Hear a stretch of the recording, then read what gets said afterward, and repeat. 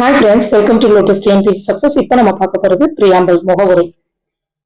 So இந்த preamble வந்து எந்த கண்ட்ரில இருந்து நம்ம எடுத்துக்கோம் அப்படின்னா, மாடலா எடுத்துக்கோம்னா அமெரிக்கா. அமெரிக்கா தான் முதல்ல கான்ஸ்டியூஷனை எழுதினாங்க இந்த வேர்ல்ட்லயே. அவங்க தான் முதல்ல ஃபர்ஸ்ட் பிரியாம்பல் கொடுத்து எழுதினாங்க. அந்த மாடல்ல தான் நம்ம ஃபாலோ பண்ணி எழுதிருக்கோம். நெக்ஸ்ட், பிரியாம்பிள் அப்படின்னா என்னன்னா, முகவுரை அப்படின்னா என்னன்னா, இன்ட்ரடக்ஷன், ப்ரிஃபேஸ், முன்னுரை அப்படின்னு சொல்றது. ஸோ இது எப்படி நமக்கு ஃபார்ம் ஆச்சு அப்படின்னா, நேரு வந்து ஒரு அப்ஜெக்டிவ் ரெசல்யூஷன் வந்து டிராஃப்ட் பண்றாரு. எப்போ? டிசம்பர் 13, 1946. அதுதான் அன்னைக்கு இன்ட்ரடியூஸ் பண்றாரு. அதுதான் நமக்கு பிரியாம்பிளா என்னைக்கு இது பண்றாங்க, என்னைக்கு அடாப்ட் பண்றாங்க? 22 ஜனவரி 1947 அடாப்ட் பண்றாங்க. ஸோ அப்ப இதுல என்னெல்லாம் கொடுத்துருக்காங்க அப்படின்னு பாத்தீங்கன்னா, இந்த பிரியாம்பிள்ல என்னெல்லாம் இருக்கு அப்படின்னா, இந்த பிரியாம்பிளுக்கு இதுக்கு யாரு சாட்சி, யாரு அத்தாரிட்டி அப்படின்னு பாத்தீங்கன்னா, பீப்புள் தான். அப்போ ஒரு கண்ட்ரி வந்து எப்படி இருக்கணும், ஒரு நாடு வந்து எப்படி இருக்குன்னா, சாவரியனா இருக்கணுமா, இறையாண்மை மிக்க நாடா இருக்கணும், சோசியலிஸ்ட், சமத சமதர்மம் மிக்க நாடா இருக்கணும், செக்யூலர், எந்த சமயத்தையும் பின்பற்றணும் கூடாது, எந்த சமயம்னாலும் எங்களுக்கு ஓகே தான் அப்படின்ற மாதிரி, டெமோக்ராட்டிக், மக்களாட்சியா இருக்கணும், ரிபப்ளிக், குடியரசா இருக்கணும்னு சொல்றாங்க. சரி, இந்த அப்ஜெக்டிவ் ஆஃப் த கான்ஸ்டிடியூஷன்ல வந்து இந்த பிரியாம்பிள்ல வந்து என்ன அப்ஜெக்டிவ், என்ன குறிக்கோள்னு பாத்தீங்கன்னா, நமக்கு ஜஸ்டிஸ் வேணும், லிபர்ட்டி வேணும், ஈக்வாலிட்டி வேணும், ஃப்ராட்டர்னிட்டி வேணும். சரிங்களா? சரி, என்னோட அடாப்ஷன் டேட் நம்ம பார்த்தோம் நவம்பர் 46. இப்போ நம்ம பிரியாம்பிள் பார்த்துட்டு அடுத்து உள்ள போகலாம். இப்போ பிரியாம்பிள் பார்த்தீங்க அப்படின்னா,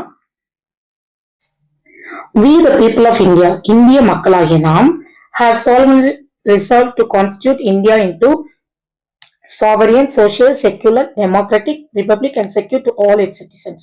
அப்ப இந்திய மக்களாகிய நாம் இந்தியா எப்படி வச்சுக்கணுமா, இறையாண்மையோட, சமதர்மத்தோட, சமய சார்போட, மக்களாட்சி குடியரசா அமைக்கிறதுக்கு அதனோட குடிமக்கள் நம்ம எல்லாரும் இப்ப என்ன பண்ண போறோம் அப்படின்னா, நமக்கு ஜஸ்டிஸ், எதுல நமக்கு நீதி வேணும், சமுதாயம், பொருளாதாரம், அரசியல், இது மூல நீதியும், நமக்கு நம்பிக்கை, liberty of thought, expression, belief, faith, நம்மளோட சிந்தனையிலையும், சிந்தனை வெளிப்பாட்டுல நம்பிக்கையும், பற்றார்வத்துல மற்றும் வழிபாட்டுல வந்து சுதந்திரமும், அதுக்கப்புறம் ஈக்குவாலிட்டி ஆஃப் ஸ்டேட்டஸ், நம்மளோட தகுதி நிலையை வந்து ஈக்குவலா கொடுத்து, நமக்குன்னு எப்படி சொல்றது, ஒரு சமத்துவம் கொடுத்து அது எல்லாருக்கும் கிடைக்க செய்யணும் அப்படின்னு சொல்றாங்க.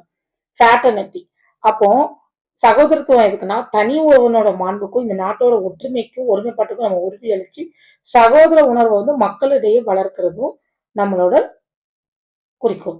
அப்போ இந்த இதை வந்து நம்ம உறுதி ஏற்று நம்ம என்ன பண்றோம்னா, இந்த கான்ஸ்டிடியூஷன் அசம்பிளில இன்னைக்கு 26 நவம்பர் 1949 இதை நம்ம அடாப்ட் பண்ணி எனாக்ட், நமக்கு நாமே அதை வந்து என்ன பண்றோம், சட்டமா ஏற்றி நமக்கு நாமே give ourselves this constitution, இந்த கான்ஸ்டிடியூஷன் வந்து நமக்கு நாமே வழங்கிக்கிறோம் அப்படின்னு சொல்றாங்க. சரி, இப்போ சாவரியன் அப்படின்னா என்னன்னா, நாங்க யாருக்கும் வந்து அடிமை கிடையாது, நாங்க வந்து எப்படி ஒரு இறையாண்மை மிக்கதா இருக்கும், எங்க நாட்டை யாரும் அடிமைப்படுத்த முடியாது.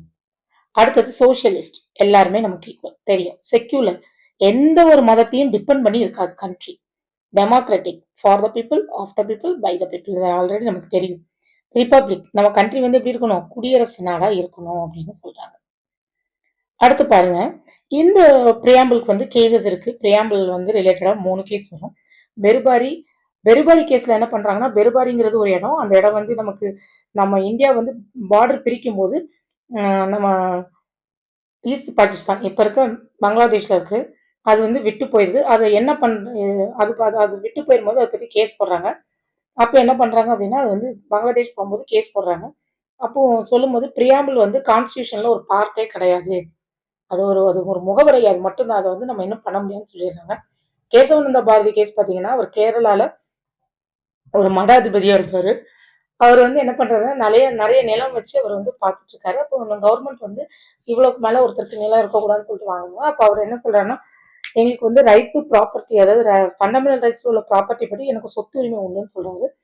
ஸோ அப்போ அந்த டைம்ல வந்து ஜட்மெண்ட் வந்து நமக்கு எப்போ வருதுன்னா, 24 ஏப்ரல் மாசம் 24 1973 வருது.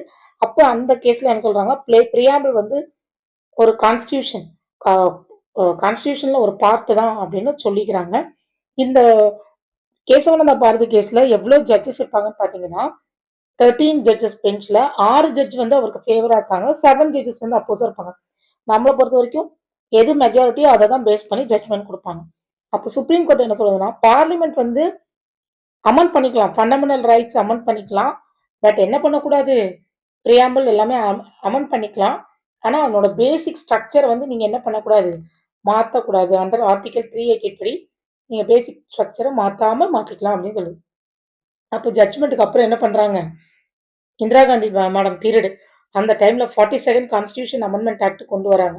அப்போதான் இதை ஆட் பண்றாங்க. இதெல்லாம் 1976ல 42nd கான்ஸ்டியூஷன் அமெண்ட்மெண்ட் ஆக்ட் 1976ல சோசியலிஸ்ட், செக்யூலர், இன்டெகிரிட்டி இந்த 3 வார்த்தையும் அப்பதான் பிரியாம்பிள் ஆட் பண்ணிருப்பாங்க. இதை கூட ப்ரீவியஸ் இயர் கொஸ்டின்ல கேட்டிருக்காங்க, என்னென்ன வேர்ட்ஸ் வந்து ஆட் பண்ணாங்க, சோசியலிஸ்ட், செக்யூலர் அண்ட் இன்டெகிரிட்டி.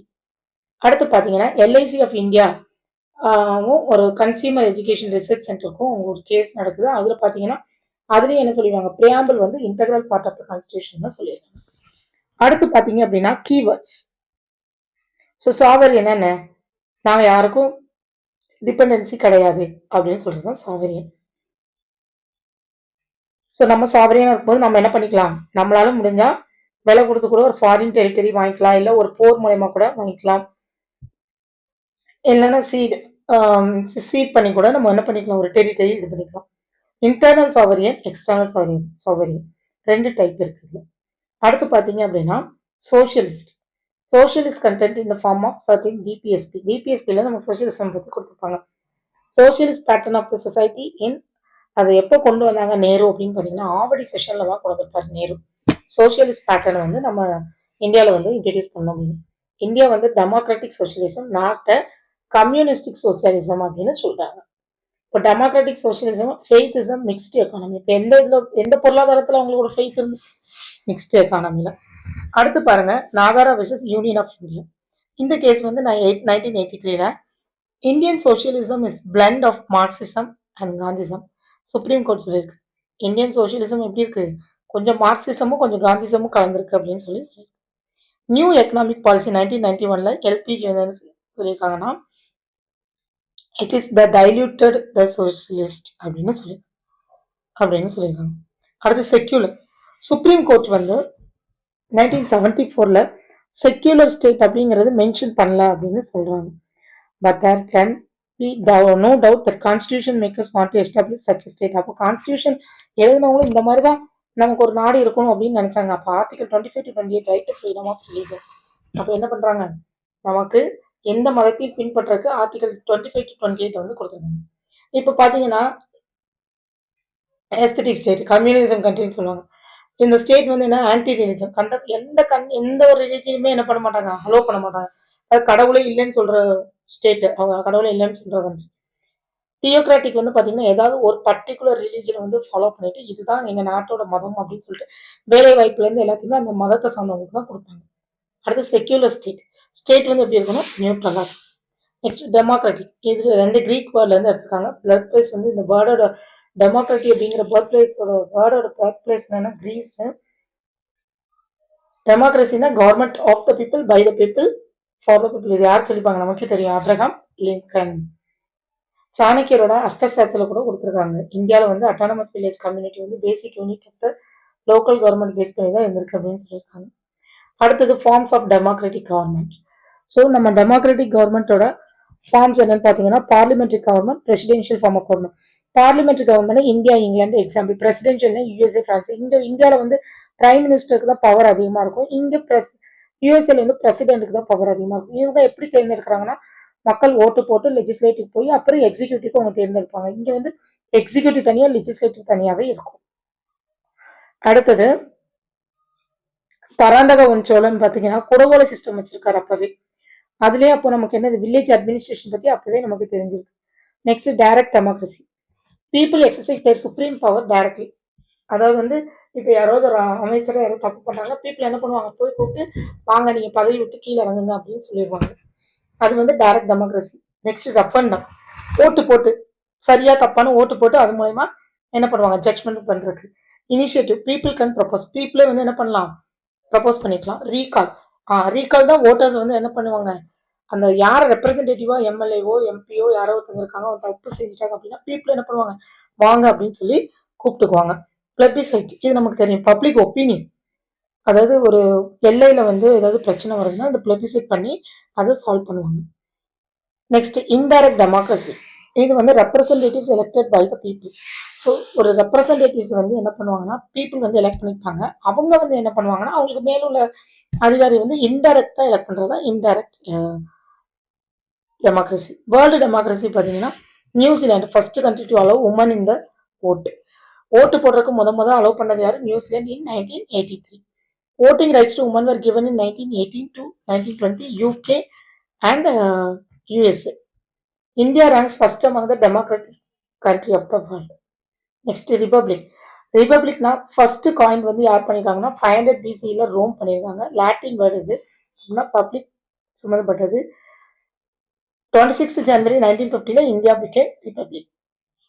இப்போ கான்ஸ்டியூஷன் நமக்கு அடாப்ட் ஆனது என்னதுக்கு இன்னைக்கு 26 November 1949. ஆனால் நமக்கு ரிபப்ளிக் வந்து எப்போ கிடைச்சது? 26 January 1950. ஏன் அப்படின்னா அன்னைக்கு தான் நேரு வந்து அனௌன்ஸ் பண்ணியிருக்காங்க, நாங்கள் பூர்ண சுயராஜ்யமா நீங்கள் விடுதலை தரல அப்படின்னா நாங்களே பூர்ண சுயராஜ்யம் கொண்டாடிக்குவோம்னு சொல்லிட்டு January 26 வந்து ராவி நதிக்கரையில் வந்து என்ன பண்ணுவாங்கன்னா ஃபிளாக் ஏற்றி அதை இண்டிபெண்டன்ஸ் வந்து செலிப்ரேட் பண்ணுவாங்க. ஸோ அந்த நாளை வந்து மறக்கக்கூடாது அப்படிங்கிறதுக்காக தான் 26 January 1950 நம்ம ரிபப்ளிக் டேவாக வந்து நாம நினைவு கூர்ந்துக்கிறோம். அடுத்தது மொனார்க். மொனார்க்குன்னா மன்னராட்சி. அந்த மன்னர் தான் அந்த நாட்டுக்கு வந்து ராஜாவா இருப்பார். மன்னரோ இல்லைன்னா குயின் ராணியோ யாராவது ஒருத்தர் இருப்பாங்க. Example Britain. ரிபப்ளிக். அப்போ ரிபப்ளிக்ல வந்து பாத்தீங்கன்னா ஹெட் ஆஃப் த ஸ்டேட் வந்து யார் இருப்பாங்க? டைரக்டாவோ இன்டைரக்டாவோ ஃபிக்ஸட் பண்ணி ஒரு பீப்புள் வந்து ஒரு பர்சன் வந்து 5 இயர்ஸ்க்கு வந்து இருப்பாங்க. Next justice.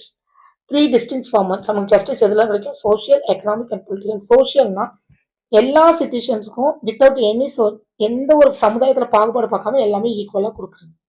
எக்கனாமிக் அதாவது வந்து நீ பணக்காரன், நீ உன்கிட்ட சொத்து இருக்கு அப்படின்னா யாரையும் நம்ம எலிமினேட் பண்ணக்கூடாது அப்படின்னு சொல்றாங்க. நெக்ஸ்ட் இது வந்து ரஷ்யன் ரெவல்யூஷன்ல இருந்து எடுத்திருக்காங்க. சோசியோ எக்கனாமிக் பொலிட்டிக்கல் வந்து எதுல இருந்து எடுத்திருக்காங்க? ரஷ்யன் ரெவல்யூஷன் 1917 இருந்து எடுத்திருக்காங்க. அடுத்தது பொலிட்டிக்கல் ஜஸ்டிஸ். நம்மளோட சிட்டிசனுக்கு வந்து ஈக்குவல் பொலிட்டிக்கல் ரைட்ஸ் வந்து கொடுக்கணும் அப்படின்னு சொல்றாங்க. எல்லாருமே ஓட்டு போடலாம், சொத்து இருக்கவங்க தான் ஓட்டு போடணும் அப்படின்னா கிடையாது அப்படின்னு சொல்றாங்க. அடுத்தது liberty. Absence of the resistance. Liberty of thought, expression, faith, belief and worship. நம்ம சிந்திக்கிறது, நினைக்கிறது எல்லாம் நமக்கு செயல்படுத்துறதுக்கு நமக்கு உரிமை கொடுக்குறாங்க. அடுத்து ஈக்குவாலிட்டி. யாரையுமே வந்து ஈக்குவல் இல்லாம பண்ணக்கூடாது. நீங்க ஆண் பெண் எந்த ஒரு சமய வேறுபாடோ பாலின வேறுபாடோ எதுவுமே பண்ணக்கூடாது, எல்லாரும் ஈக்குவல் அப்படின்னு சொல்றாங்க. Next civic equality. Civic equality எதுலாம் கொடுத்துருக்காங்க? 14 ஆர்டிகல் 14, ஆர்டிகல் 15, 16, 17, 18 இதெல்லாம் பொலிட்டிக்கல் ஈக்குவாலிட்டி கொடுத்துருக்காங்க.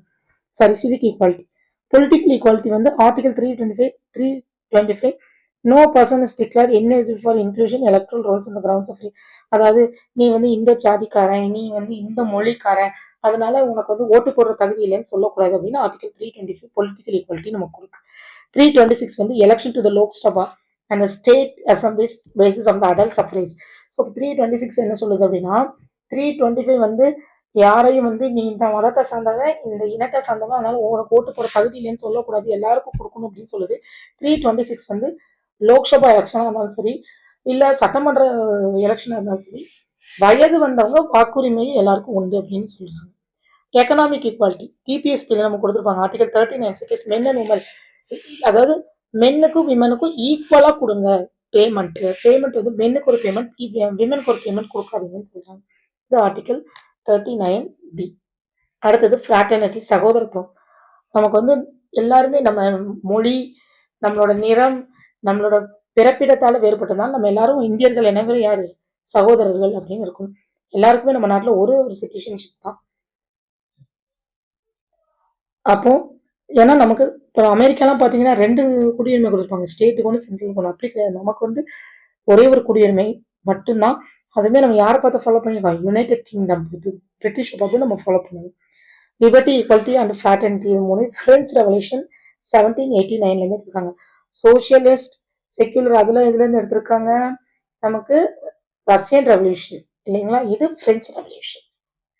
அடுத்தது இந்த பிரியாம்பிளை பத்தி யாரெல்லாம் என்னென்ன ரீடர்கள் வந்து புகழ்ந்திருக்காங்க, யூலோஜிஸ்ட் என்னெல்லாம் பண்ணியிருக்காங்கன்னு பார்ப்போம். சார் அல்லாடி கிருஷ்ணசாமி என்ன சொல்லியிருக்காரு அப்படின்னா, ட்ரீம் டு சோங்கலாம், நாங்க ரொம்ப நாள் கண்ட கனவு பழிச்சிருச்சு அப்படின்னு சொன்னது யாருன்னா அல்லாடி கிருஷ்ணசாமி. KM முன்ஷி என்ன சொல்றாங்க, இந்த பிரியாம்பிளை பார்த்துட்டு இது வந்து ஒரு நாட்டோட ஜாதகமே இதுதான் அப்படின்னு சொல்றாரு. அடுத்து பண்டிட் தாகூர் தாஸ் பார்கவா வந்து என்ன சொல்றேன்னா, இது ஒரு ரொம்ப ப்ரீஷியஸான பார்ட். இதுதான் வந்து ஒரு ஆன்மா. இது வந்து ஒரு மக்களோட மனசை திறக்கிற சாவி. இது ஒரு ஜுவல் செட் அப்படின்னு சொல்லி ரொம்ப பெருமையா சொல்றாரு. அடுத்தது எர்னஸ்ட் பர்கர் இவர் என்ன சொல்றாருன்னா, கீ நோட். அதாவது வந்து இப்போ நம்ம ஏதாவது ஒரு இது வேணும்னா நம்ம சாவி வச்சு திறப்போம் இல்லையா? அந்த மாரி இது மாரி ஒரு கீ நோட்டு தான் பிரியாம்பிள் மொத்த கான்ஸ்டிடியூஷனோட கீ நோட்டு தான் இந்த பிரியாம்பிள் அப்படின்னு சொல்றாங்க. சர் இதயத்துல்லாங்கிறவர் வந்து ஜட்ஜா இருந்தவங்க. அவங்க என்ன சொல்றாங்கன்னா, preamble is more than declaration. அமெரிக்கால உள்ள டிக்ளரேஷன் அவங்க வந்து பிரியாம்பிள்னு சொல்லல. அவங்க டிக்ளரேஷன் சொல்லியிருப்பாங்க. அவங்க ஸ்டார்ட்டிங் பண்ணுறது வி த பீப்பிள் ஆஃப் அமெரிக்கான்னு ஸ்டார்ட் ஆகும். இப்போ நமக்கு பார்த்தீங்கன்னா வி த பீப்பிள் ஆஃப் இந்தியான்னு ஸ்டார்ட் ஆகும். ஸோ அவங்களோடது வந்து டிக்ளரேஷன், நம்மளோட பிரியாம்பிள். இது வந்து என்ன சொல்றாங்க, அமெரிக்காவில் உள்ள டிக்ளரேஷனை விட பிரியாம்பிள் ரொம்ப உயர்ந்ததா இருக்கு அப்படின்னு சொல்லி ஹிதயத்துல்லாங்கிறவங்க சொல்லியிருக்காங்க. அடுத்தது பல்கிவாலா என்ன சொல்லியிருக்காங்கன்னா, ID card of the constitution. கான்ஸ்டியூஷனோட ஐடி கார்டு எது? இந்த பிரியாம்பிள் தான் அப்படின்னு சொல்றாங்க. அடுத்தது சார் ஐவர் இன் ஜென்னிங்ஸ் அவர் என்ன சொல்றாருன்னா, பிரியாம்பிள் வந்து இது வந்து பாரடைஸ் ஆஃப் த லாயர்ஸ். லாயர்களுக்குள்ள ஒரு பெரிய மதிப்பு அப்படின்னு சொல்றது யாருன்னா ஐவர் ஜென்னிங்ஸ்.